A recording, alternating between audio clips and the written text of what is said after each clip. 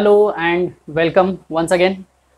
आपण बघतोय rotational dynamics as usual आणि रोटेशनल डायनामिक्स मधला आज आपण पुढचा व्हेरी इंटरेस्टिंग पॉइंट बघणार आहोत. पॉइंट आहे rolling motion. So today we will see in detail about the motion, and the motion is called as rolling motion. Already we have seen the meaning of motion. आज आपण actual rolling motion म्हणजे काय हे बघायचं. थोडक्यात आपण introduce केलेलं होतं मागच्या लेक्चरला, पण आज नक्की रोलिंग मोशन काय आहे, तो प्रकार काय आहे, तो मोशन, ती मोशन कशा पद्धतीने असते किंवा त्या मोशन मध्ये नक्की काय होतं, तर त्याला आपण रोलिंग मोशन म्हणतो. आपण हे सिंपल एक्झाम्पल आणि एक छोटंसं डेमॉन्स्ट्रेशन सहित आपण बघूया की रोलिंग मोशनचं मिनिंग नक्की काय आहे ते. ओके, मी एक तुम्हाला पहिल्यांदा थोडक्यात एक मॉडेल दाखवतो. एक फॉर एक्झाम्पल एक घरामधलंच एक मॉडेल आहे. आता घरामध्ये असल्यामुळं बरेचसे असे मॉडेल्स डेमॉन्स्ट्रेट करण्यासाठी मिळत आहेत. सो एक मी एक डिस्क म्हणूया किंवा याला व्हील म्हणू शकतो आपण.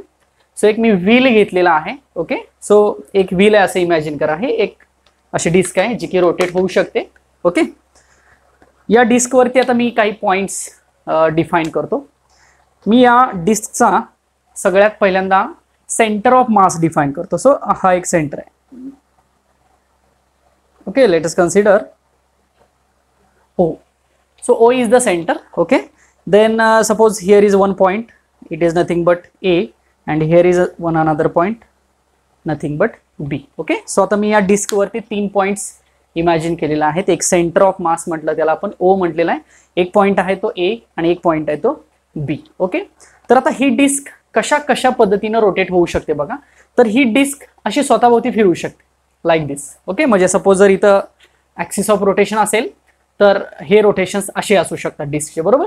सो याला आपण रोटेशनल मोशन असं म्हटलेलं होतं. किंवा मी जर असा ॲक्सिस पकडला आणि जर डिस्क अशी हॉरिझॉन्टल रोटेट केली तरी सुद्धा आपण याला रोटेशनल मोशन असा प्रकार म्हटलं होतं, किंवा ह्या मोशनला आपण रोटेशनल मोशन नाव दिलेलं होतं. आता बघा, ही डिस्क मी अशी इमॅजिन करतो, अशी कन्सिडर करतो.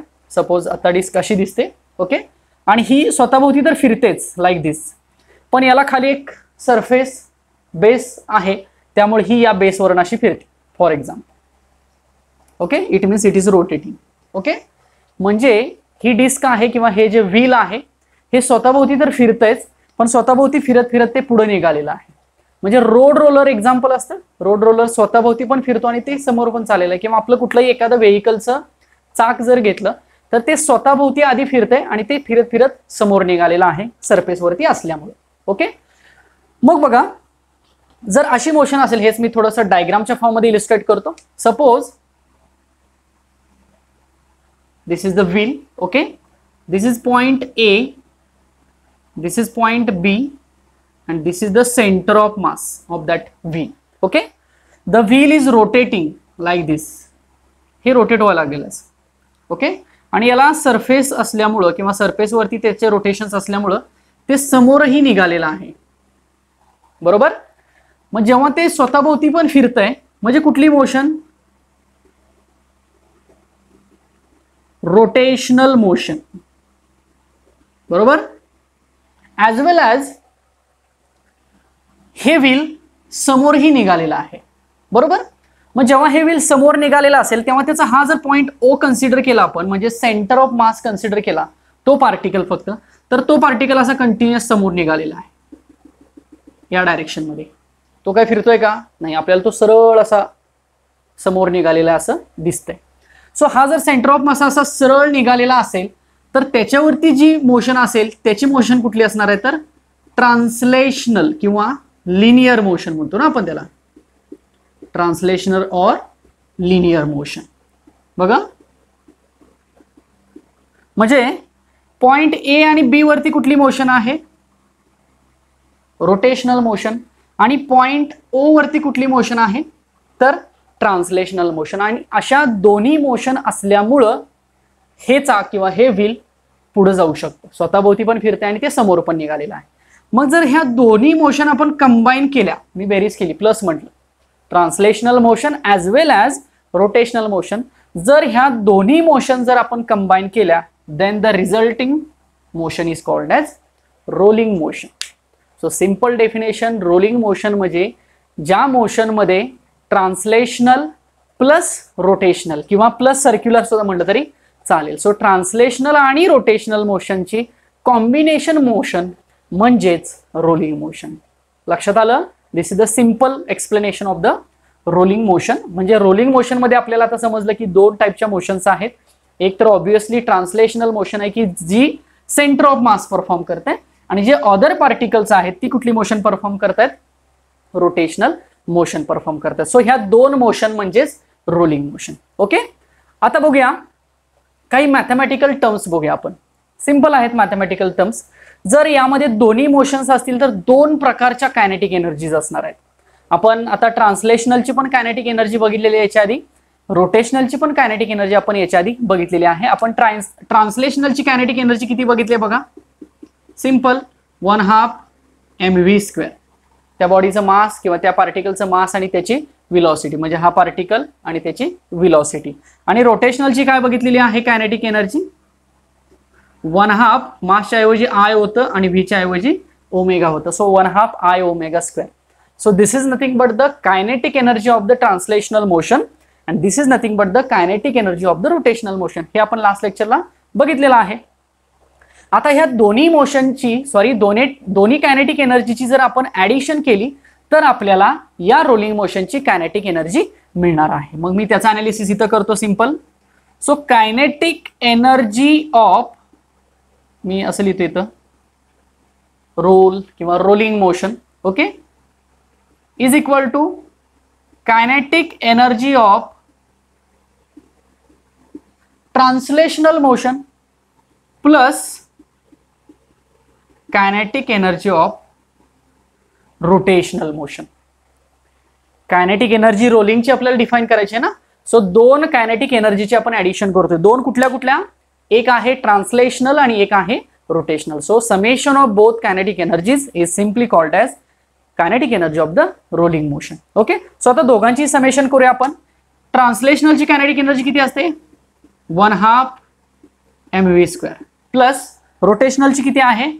1/2 I ω². दोन्ही एनर्जीज आपण इथं ऍड केल्या. आता बघा, ह्या जर बॉडीशी आपण काही टर्म्स डिफाइन केल्या, टर्म्स म्हणजे त्यातली एक मास तर आपण डिफाइन केलीच आहे.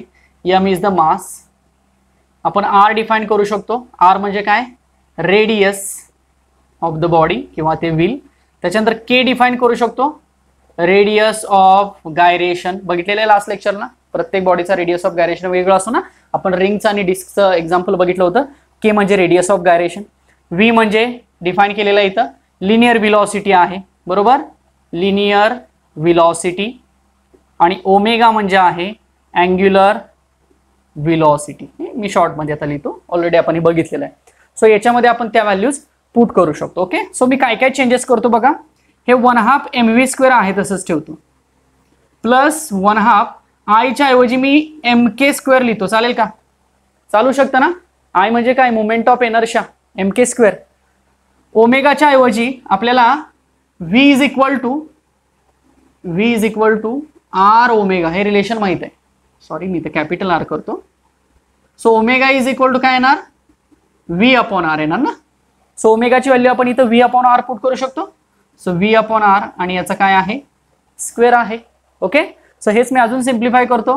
1/2 mv² प्लस 1/2 mk² आणि इंटू हे v² करतो. चालेल, चालू शकतं सिम्प्लिफिकेशन. हेच मी असं लिहितो, 1/2 mv² कॉमन घेतो बघा मी. सो ब्रॅकेटमध्ये राहील 1 plus k² r². So this is nothing but the kinetic energy of the rolling motion किंवा रोलिंग बॉडीची कायनेटिक एनर्जी. हे एक्सप्रेशन थोडं इम्पॉर्टंट आहे, लक्षात येते का बघा. सो आपण बघितलं रोलिंग मोशनला किती कायनेटिक एनर्जी असते. तर किती कायनेटिक एनर्जी असते? तर 1/2 mv² into bracket 1 plus k² r². Okay, so आता 1 प्लस k² r² हा फॅक्टर बघा. यातला हा फॅक्टर जो आहे 1/2 mv² हा फॅक्टर काय डिफाइन करतो? ट्रान्सलेशनल मोशनची कायनेटिक एनर्जी. पण यामध्ये ट्रान्सलेशनल पण आहे आणि रोटेशनल पण आहे, त्यामुळे हा फॅक्टर एक्स्ट्रा आला बघा, 1 plus k² r².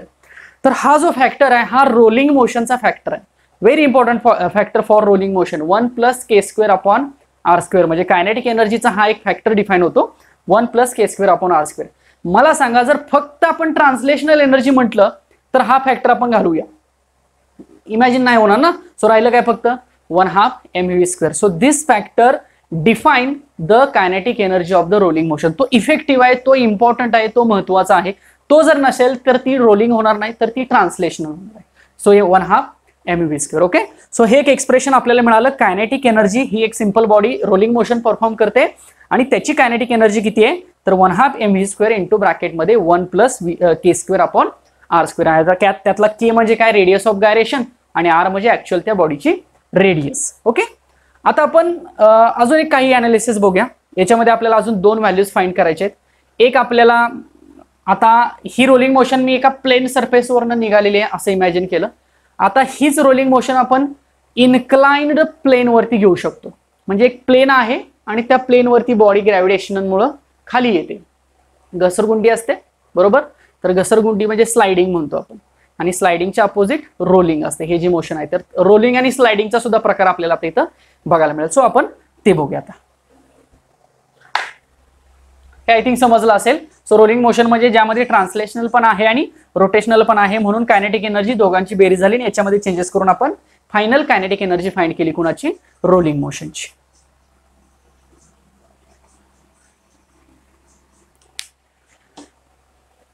Okay, so pure rolling down an a inclined plane. आता तीच रोलिंग मोशन आहे किंवा तीच रोलिंग बॉडी आहे, फक्त इन्क्लाइंड प्लेन आपल्याला घ्यायचं आहे. तर मी एक इन्क्लाइंड प्लेन घेतो. सो इन्क्लाइंड प्लेन म्हणजे साहजिकच तो हॉरिझॉन्टल बरोबर काहीतरी अँगल करतोय, सपोज थीटा इतका अँगल करतोय. ओके, आता सपोज बॉडी इथं आहे सुरुवातीला, इथं ती बॉडी आहे. ओके, याला आपण म्हणूया ए म्हणूया पोझिशन. आणि आता ही बॉडी अशी खाली येते, ती बॉडी सपोज आली आता इथं बी पोझिशनला. तर ही बॉडी बघा 2 प्रकारे येऊ शकते. ही बॉडी आहे, जर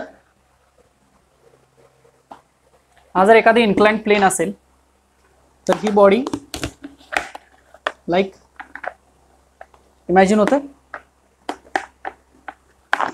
okay, so it is rolling. So he body roll होत खाली खाली येते. ओके, आणि याच्याच अपोजिट जो प्रकार आहे, मी काय म्हटलं, स्लाइडिंग म्हटलं ना.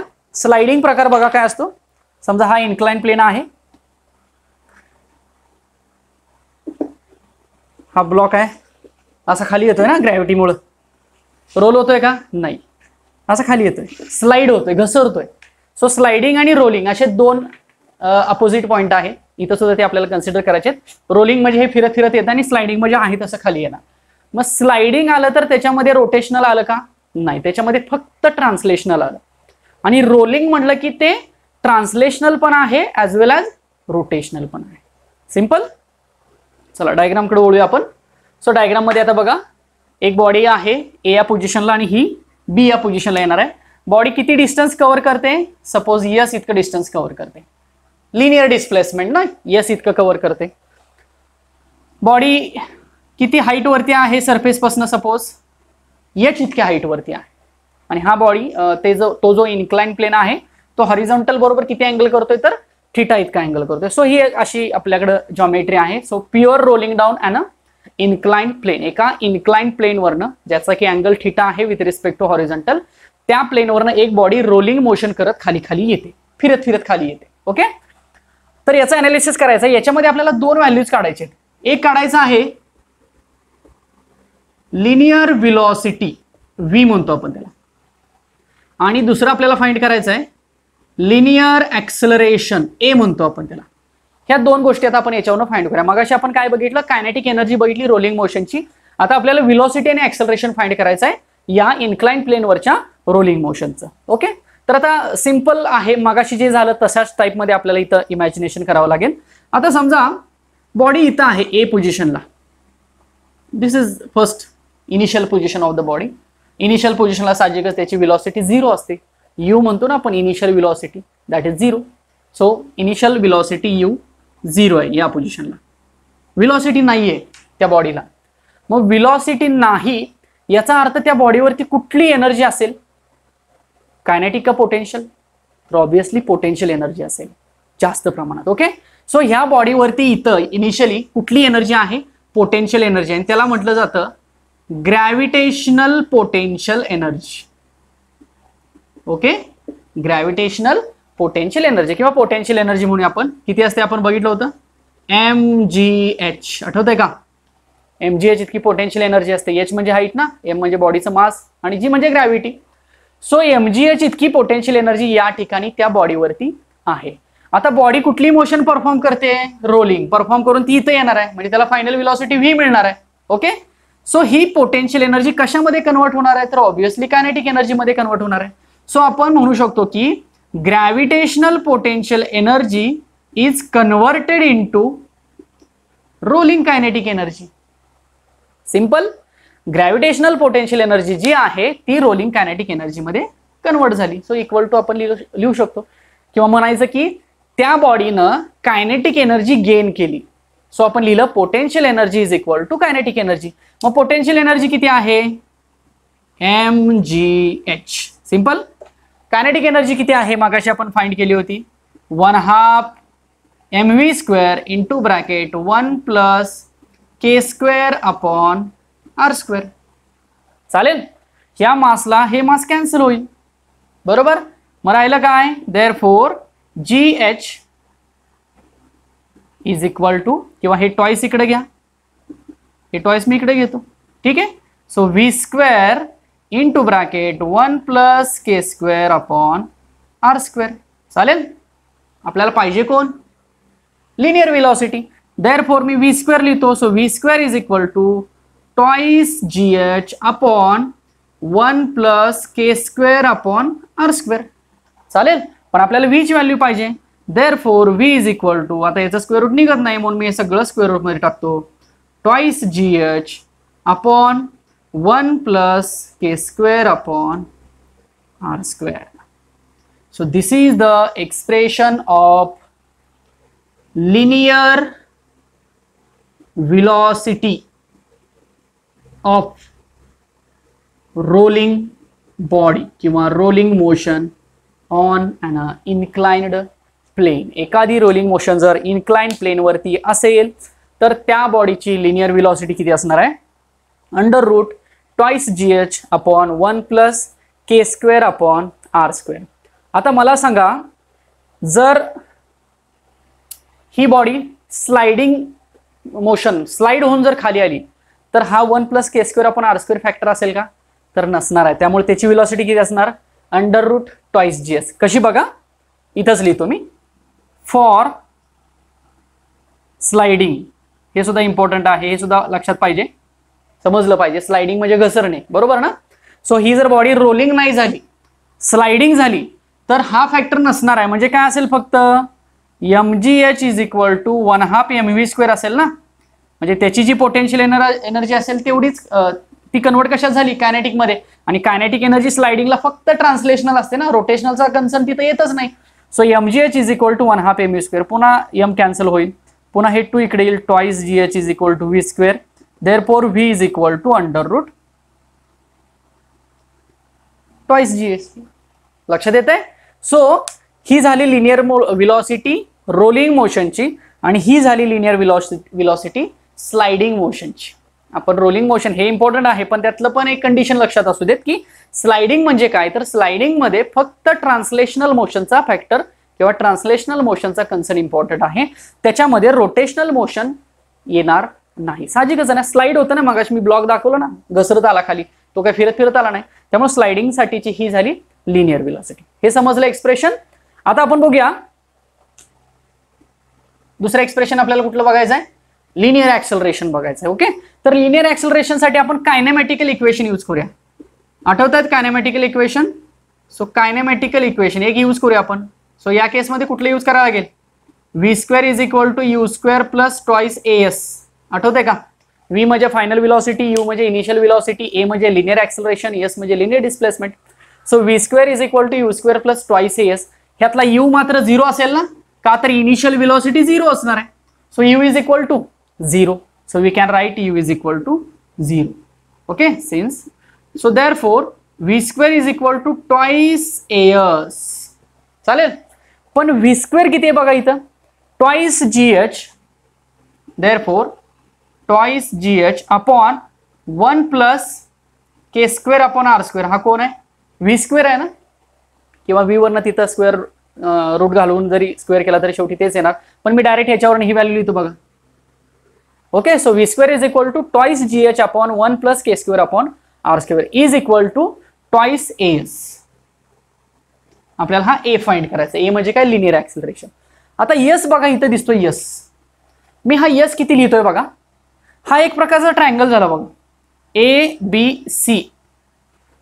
इथं लिहितो मी a b c, this is h, this is theta आणि दिस इज s. ओके, सो आपण याच्यामध्ये जर साइन थीटा यूज केला तर किती येणार आहे, opposite upon hypotenuse. Okay, so therefore we can write the value of, बघा opposite h upon hypotenuse s. चालेल, सो आपण s ची व्हॅल्यू लिहूया. इथे लिहितो मी बाजूला, therefore s is equal to h upon sine theta. चालेल, सो s ची व्हॅल्यू लिहिली, h upon sine theta. This is the value of linear displacement s. So ही व्हॅल्यू आपण तिथे पुट करूया. So therefore twice gh upon 1 plus k square upon r square is equal to twice a, आणि s बद्दल लिहितो मी h upon sine theta. कळतंय का बघा, सिंपल आहे हे. या ट्रायंगल मध्ये आपण साइन थीटाची व्हॅल्यू पुट केलेली सिंपल, त्याच्यावर s फाइंड केला, तो s आता आपण तिथे पुट करतोय. यातली हाईट कॅन्सल होईल, हा 2 फॅक्टर पण कॅन्सल होईल बघा. ओके, मग हे सगळं जर कॅन्सल झालं तर आपल्याला a ची व्हॅल्यू मी आता डायरेक्ट लिहितो. So a is equal to, हा साइन थीटा इकडे मल्टिप्लाय होईल g ला, so g sine theta upon 1 plus k square upon r square. काय लिहिलं बघा, so acceleration is equal to g sin theta upon 1 plus k square upon r square.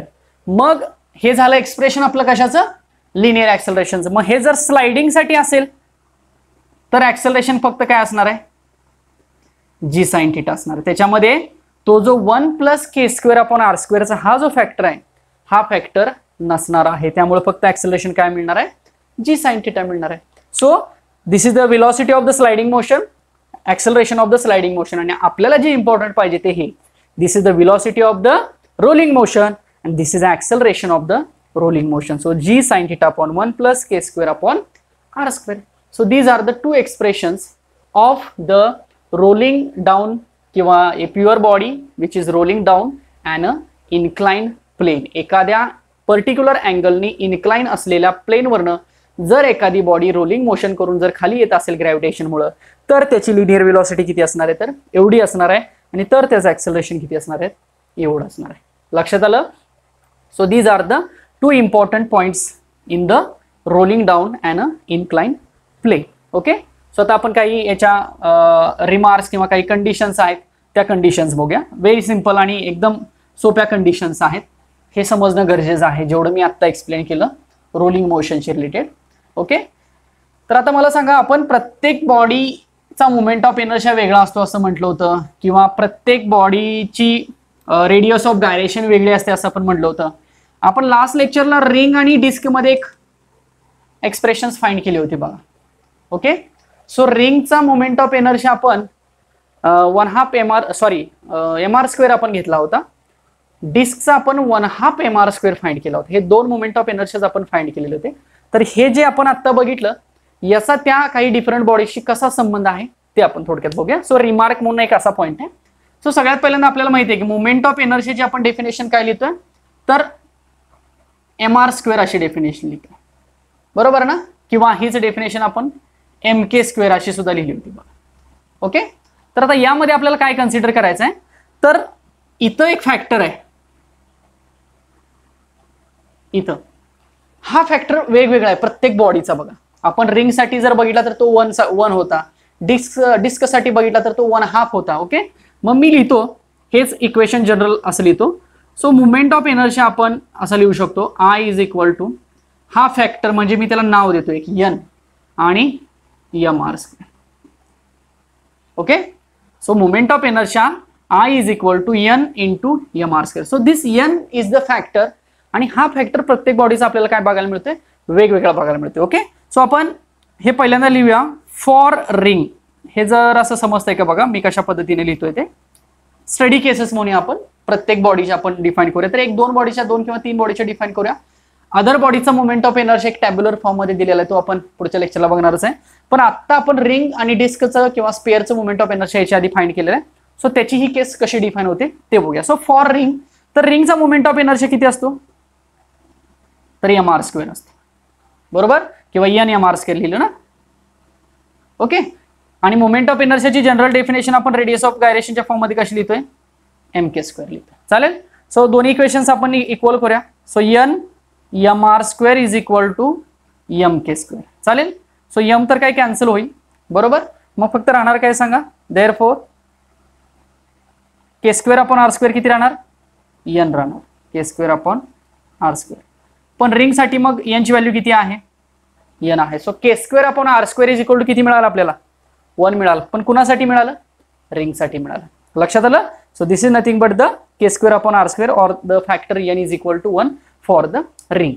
आता बघा आपण रोलिंग मोशन मध्ये आपण दोन मोशनची ऍडिशन आहे असं म्हटलं. एक पहिली मोशन म्हणजे कुठली,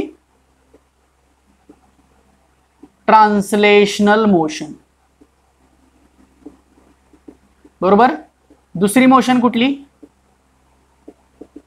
रोटेशनल मोशन. आणि ह्या दोघांची ऍडिशन झाल्यावर आपल्याला कुठली मोशन मिळते, रोलिंग मोशन.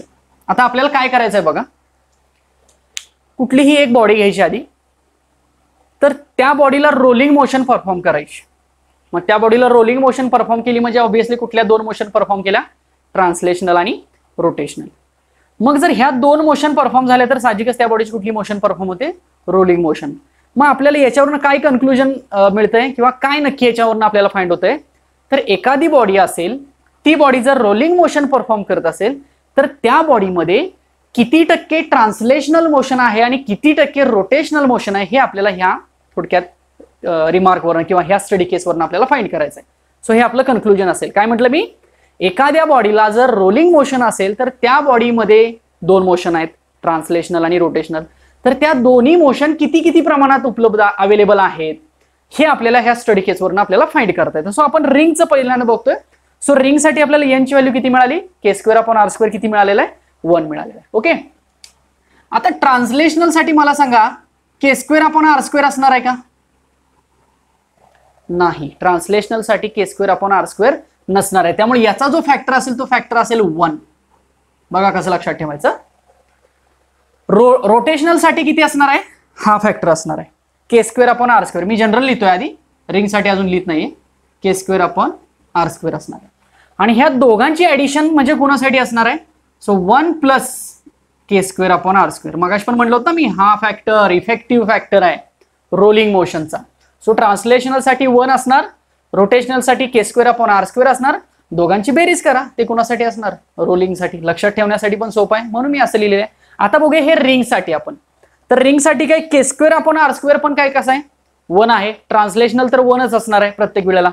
रोलिंग मोशन साठी 1 plus k square upon r square असणार आहे.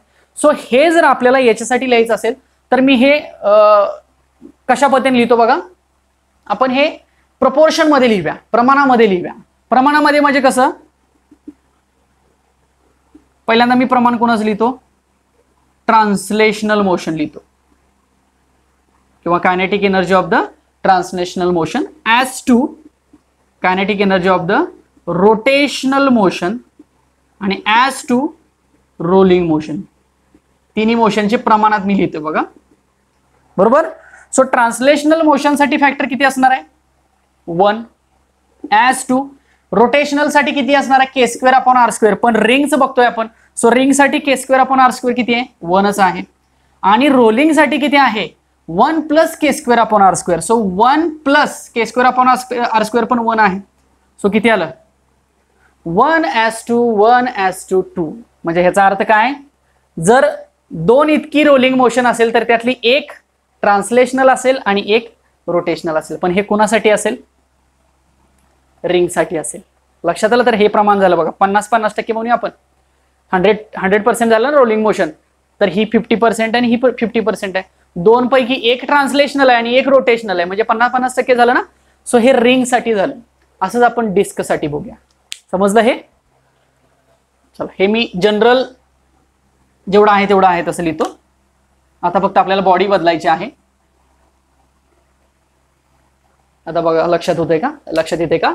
युनिफॉर्म डिस्क साठी आपण मोमेंट ऑफ इनर्शिया लिहिला होता 1/2 mr². सो एन ची व्हॅल्यू आपल्याला इथं अशी मिळाली. सो आय आपण किती लिहितो, mk² पण लिहितो ना. सो दोन्ही इक्वेशन्स आपण इक्वल करूया.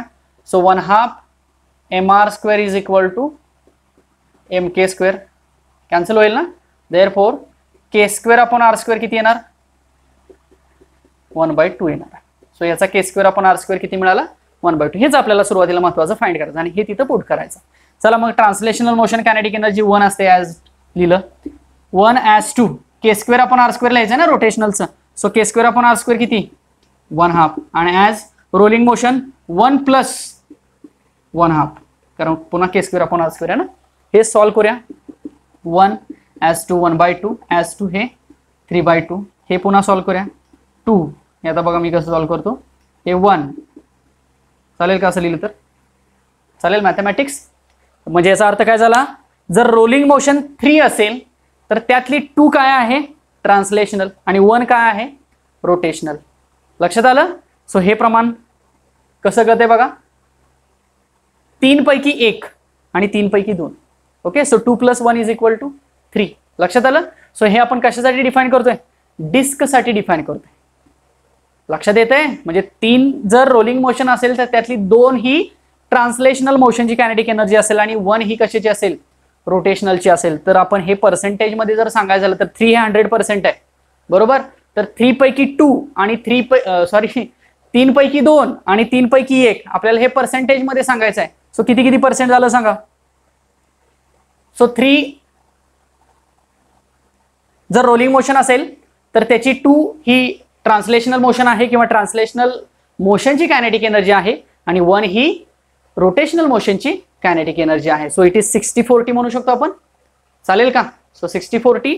सो बऱ्याचशा बॉडीज मध्ये 60-40 पॅटर्न येतो, म्हणजे 60% ही ट्रान्सलेशनल मोशन असते आणि 40% ही रोटेशनल मोशन असते. असंच आपण एक दुसरं एक्झाम्पल बघूया, स्पेअरचं एक्झाम्पल बघूया. याच्यामध्ये बघा आता चेंजेस काय येणार. तर इथं आता स्पेअर साठीचा मोमेंट ऑफ इनर्शिया 2/3 mr² असतो. ओके. सो हे मी पुन्हा मग इक्वल करतो. So 2/3 mr² is equal to mk². So m पुन्हा कॅन्सल होईल. So therefore 2/3 k²/r². आता इथं k²/r² ची व्हॅल्यू किती मिळाली बघा, एवढी मिळाली, बरोबर. चला इथं लिहूया मग. देअरफॉर 1:2 2/3 2/3 प्लस किंवा 1+. चालेल. 1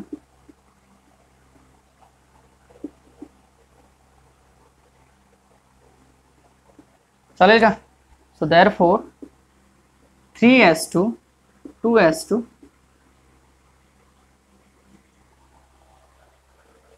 चालेल.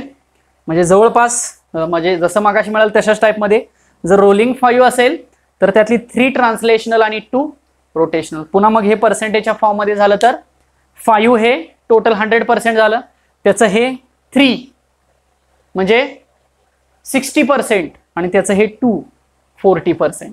म्हणजे 5 100% रोलिंग मोशन असेल डिस्क स्पेअरची तर त्याच्यामधली 60% ही ट्रान्सलेशनल मोशन असेल आणि 40% ही रोटेशनल मोशन असेल.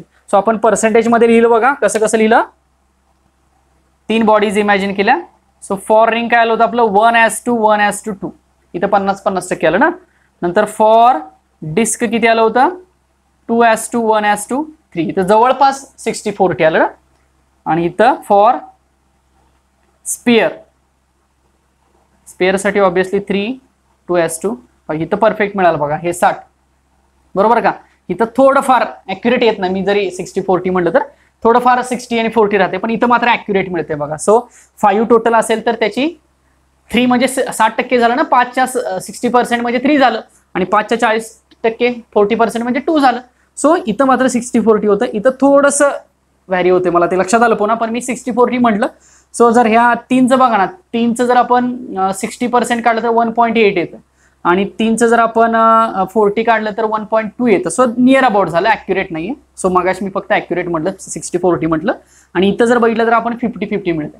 सो हे कन्क्लुजन आपल्याला काय बघायला मिळतंय, तर रोलिंग मोशनमध्ये किती % ट्रान्सलेशनल असते आणि किती % रोटेशनल असते, त्याचं हे कन्क्लुजन आपल्याला या दोन्ही पॉईंट्सवरनं, ह्या तिन्ही पॉईंट्सवरनं बघायला मिळते. त्यामुळे अशा डिफरंट बॉडीचे k²/r² कसे असणार आहेत, ऑब्व्हियसली वेगवेगळे असणार आहेत, बरोबर. आणि जर k²/r² बदलत असेल तर हे सुद्धा प्रमाण बदलणार आहे. म्हणजे ट्रान्सलेशनल आणि रोटेशनल प्रत्येक बॉडीमधलं वेगळ्या पद्धतीने असतं, त्याची टोटल रोलिंग मोशन तयार झालेली असते. So this is the study about the rolling motion. बघा काय काय सांगितलं. पहिल्यांदा रोलिंग मोशन म्हणजे ट्रान्सलेशनल आणि रोटेशनलची ऍडिशन. मग आपण ट्रान्सलेशनलची 1/2 mv² घेतली, रोटेशनलची 1/2 I⍵² घेतली. त्या दोन्हीची ऍडिशन करून आपण टोटल कायनेटिक एनर्जी काढली 1/2 mv² इंटू ब्रॅकेट 1 + k²/r², पहिलं एक्सप्रेशन. पुन्हा आपण इन्क्लाइन प्लेनकडे आलो, तीच रोलिंग मोशन घेतली, फक्त इन्क्लाइन प्लेन वरती घेतली, डायग्राम आपण ड्रॉ केली होती, ओके. आणि त्याच्यानंतर आपण मग त्याचं लिनियर व्हेलॉसिटी आणि लिनियर ऍक्सेलरेशन फाइंड केलं. तेच आपण स्लाइडिंग साठी सुद्धा बघितलं, लिनियर व्हेलॉसिटी आणि लिनियर ऍक्सेलरेशन. आणि ह्या सगळ्यांच्यावरून आपण स्टडी केस फाइंड केली. स्टडी केसमध्ये काय बघितलं, तर वेगवेगळी बॉडी असेल, त्याची रोलिंग मोशन असेल, तर त्याच्यामध्ये किती % ट्रान्सलेशनल, किती % रोटेशनल, हे आपण फॉर एक्झाम्पल रिंग, डिस्क आणि स्पिअर साठी इथं पर्सेंटेज वाईज बघितलं. So this is the study about the rolling motion. लक्षात आलं. मी पुन्हा एकदा मॉडेल्स दाखवतो तुम्हाला. हा जो ब्लॉक आहे, हा जर ब्लॉक एखाद्या इन्क्लाइन प्लेनवर ठेवला तर तो खाली घसरत येणार आहे. So this is pure sliding motion होणार आहे ह्या ब्लॉकमुळे. पण हे जर डिस्क किंवा हे जर व्हील असं असेल तर हे इन्क्लाइन प्लेनवरनं रोटेट होत खाली येणार आहे. त्यामुळे याच्यामध्ये कुठली मोशन आहे, रोलिंग मोशन आहे. So this is nothing but the actual meaning of the rolling motion. लक्षात आलं. त्यातला स्लाइडिंगचा पॉइंट पण लक्षात ठेवा, तो कुठेतरी न्यूमेरिकलसाठी इम्पॉर्टंट ठरेल. समजलं. So this is very interesting point. Rolling motion, it is the summation of translational motion and rotational motion. I hope की तुम्हाला रोलिंग मोशनचा स्टडी समजला असेल. काही शंका असेल तर डेफिनेटली कमेंट सेक्शनमध्ये कमेंट करा किंवा पर्सनल मेसेज करा. हे समजलं असेल असं मी इमॅजिन करतो. आणि आपण थांबूया आजच्या ह्या लेक्चरला. पुढच्या लेक्चरला आपण काही टॉर्क आणि अँग्युलर मोमेंटमचं एक एक्सप्रेशन आहे, शेवटचा पॉईंट आहे थोडक्यात. पुढच्या लेक्चरला थिअरॉटिकल पॉईंट सगळा संपेल. त्यानंतर आपण न्यूमरिकल्स याचे जी काय आहेत ते डिस्कस करूया. म्हणजे लवकरात लवकर हा आपला रोटेशनल डायनॅमिक्स टॉपिक संपतोय असं मला वाटतंय. त्यामुळे मागची झालेली सगळी लेक्चर्स किंवा आजचं लेक्चर्स किंवा येणारी पुढची लेक्चर्स व्यवस्थित बघा, डेफिनेटली समजेल. काही शंका असेल तर विचारा. आपण थांबूया आणि भेटूयात पुढच्या लेक्चरला. Thank you so much.